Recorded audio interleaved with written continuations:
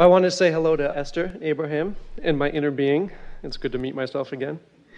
So I enjoy being physical. A lot of things about physicality I do like. Yes, indeed. It's where all the sensual, see it, hear it, smell it, taste it, touch it stuff is. And it's also where you get to witness universal forces converging and congealing for you. Right. These are good times. So on my physical path, I made a little bit of resistance for myself, which is okay. Which is perfectly normal, and otherwise you wouldn't be here. Yes. I want to talk about, I understand that I sift through the contrast of life, and I choose my preferences on what I want. Can't help it, can you? What's that? Can't help it. I cannot.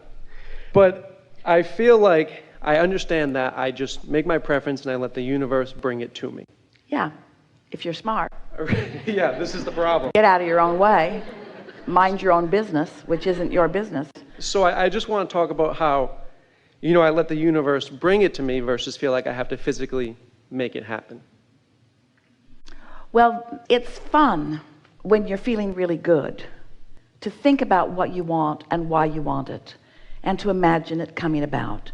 Because that way, you are bringing pleasure to yourself in your now as you think about things that are important to you. And the more detailed that you become when you're feeling good, then not only the more fun it is, but the faster the energy moves, and the more hands-on feeling you have, the more your own hands in your own clay.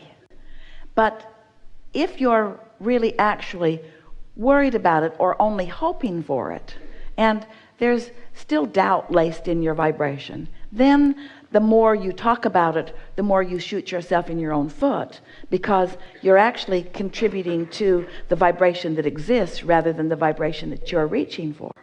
The best way to understand that is every subject really is like a stick with two ends on it.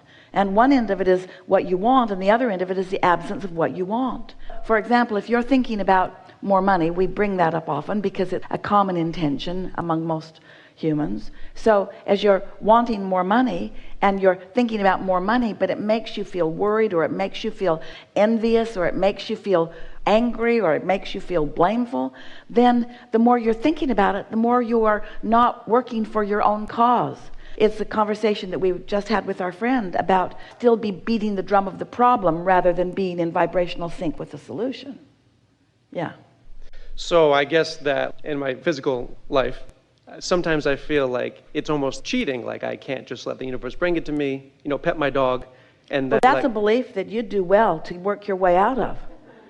Because that belief says, I'm not worthy and I have to earn through my hard work and action. And what the laws of the universe are saying is, line up with it and it's yours. Yeah. In other words, it is as simple as tuning your radio dial to the station that you want to hear. Esther and her friend were coming from the airport, and a driver, really a nice guy, having such a good time. He was enjoying the beautiful day on Friday afternoon when they flew in. And he said to them, do you have Bluetooth on your phone? And Esther said, yes. Can I be the DJ? And so he tried to set his radio so that Esther's Bluetooth could hook into it so that she could play the songs on her phone. But the screen said, cannot happen while vehicle is moving. He pulled off on the side of the road to make it possible for Esther to play her music through the phone. It was exhilarating to watch technology line up with what Esther was choosing. So she'd play a song until everyone had received the high from it, and then she'd play another one. She didn't play a whole song all the way through. She just kept playing a song until it got to the best part, and then she'd play another song till it got to the best part, and then she'd play another song till it got to the best part. And many of the songs she was playing, he had never heard before. She couldn't believe it. How can you not know all of my favorite songs? They didn't want to get out of the car. He said, can we just drive around for a while? They came to the hotel, and they all said, oh. Of course, the point that we're making is that when you set your radio dial, what's there is there, and there is no one that comes on and says, you haven't suffered long enough, listen to more songs you don't like, you have to listen to 10 songs you don't like, there must be a song struggle, and then we'll give you a little bit of the song that you like to hear. There's nothing like that. Just line up with what you want, and the universe delivers, not only delivers it to you quickly, but delivers it to you through the path of least resistance that is the most satisfying path that you've ever experienced. Good thing after good thing after good thing after good thing after good thing coming to you because you deserve good things. Where do you get this stuff? Who has pinched you off from your sense of worthiness? Someone with shortage consciousness about the good stuff. Someone who thinks that the pie is only this big, and if you get too much of it, you'll deprive them of it. Sure. And we say, do you ever say, oh, I've been well for so long, and all those sick people, I think I'll be sick for a while. I'll be sick for the month of June to allow more people who ordinarily would be sick to be well. You don't say that. Because you know that you're not depriving anyone of wellness, and you're not deprived by being well, and you're not depriving anybody of clarity by being clear-minded. You're not depriving anyone of anything by tuning in, you see. But there are those who don't know that, who convinced you that you should not be selfish. They accuse us. Abraham, you teach selfishness. We say, guilty as charged. We do.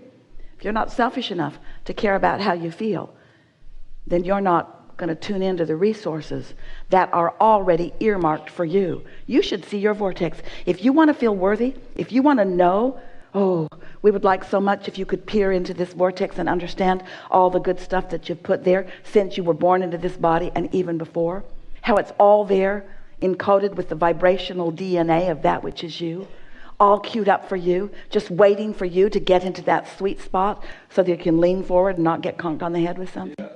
Get in that sweet spot where you have the sensation of what to do and when to do it. That's actually perfect, and I'm going to use that. My other question is, so, I believe that, I've heard that Earth is like a master class, because as infinite intelligence, we chose to come to Earth knowing that we were going to forget who we actually were in order to remind ourselves and work our way back towards that. Part of what you're saying is true in that you don't remember before because you don't need the clutter of all of that, because from the lives that you lived before, you've created a vortex that always remembers. And when you get in sync with who you are, you always remember. Do you want to have all of the conversations that you've ever had in this lifetime today with us? Would that even be possible? Would you like to try to cram that in to this poignant moment in time? Or is it enough that you've had them, you've evolved, you've become, and now here you are having this conversation? And so, of course, all that you've ever been before is active and vibrant. When you reemerge into non-physical, you leave behind all doubt and fear, and you take with you all that you are. That's who you are, you see. And now, all you must do, all you have to do, is just find vibrational sync with that, and everything that is important for you to remember about who you are is there. It is enough from all that you've lived to remember that you're worthy. So when you call Earth a master class, we take issue with it in this sense. You have not been sent here to learn, and you've not been sent here to redeem, and you've not been sent here for any reason. You've come for the joy of expansion. That's all. You've come for the joy, the never-ending expansion. You've come for the joyous, never-ending expansion. You haven't come to remember what you've forgotten. You've come to sync up with what you know, but that's far different than being demanded to remember what you've forgotten. Can you feel the difference? When you sync up with who you are, our friend, how do you think she knew that the grate from the ceiling was going to fall? Is that something that she needed to remember? Oh, I have to remember. I have to remember everything that fell on me in every past life. What were the circumstances? I must remember. Where was I? Did I have the spear, or did he have the spear? Who had the spear? Who set who on fire? I don't remember how it went. Did I fall in the big hole, or did a tree fall on me? I can't remember. I can't remember these things. It's not like that at all. You get tuned in, tapped in, turned on, and in your powerful now, and your inner being knows where you stand in relationship to all else and gives you guidance, you see. It's not a master class. It's a master tuning, a master aligning. It's being the master. It's having the enlightenment. It's being in sync with that knowing, you see. That's awesome. I just have one last thing, if Abraham wants to add anything. One of my favorite sayings I've heard is that circumstances don't matter, only state of being matters. And I want to see if Abraham had anything to add to that statement. Instead of the word circumstances, we like to use the word conditions, because you have a human phrase that you use quite often, but you sort of misunderstand it when you talk about unconditional love. So we would say unconditional alignment, or uncircumstantial alignment. Unconditional meaning that you can find alignment regardless of the condition. But if you let the condition occupy your thinking, then the condition, it might be a wonderful condition and it might cause you to soar, but it might be an awful condition and it might cause you to vibrationally plummet. And if you develop patterns of focusing on things and then having reactionary responses, you don't have control over your alignment. You see what we're getting at? If you need things to be good, and when they are, you feel good, now you are looking around at conditions and you're going to find those that don't feel good too. But if you've mastered the understanding that you can feel as good as you have chosen to feel, it takes a little practice. But as you show yourself that you can feel good regardless of the condition, now in your alignment, the condition must change. Very important point. Thank you. Your questions could not have been more exhilarating to us. And together we have put it into vernacular that has taken thought and word beyond that which it has been before. And our appreciation is deep. Thank you. Yes.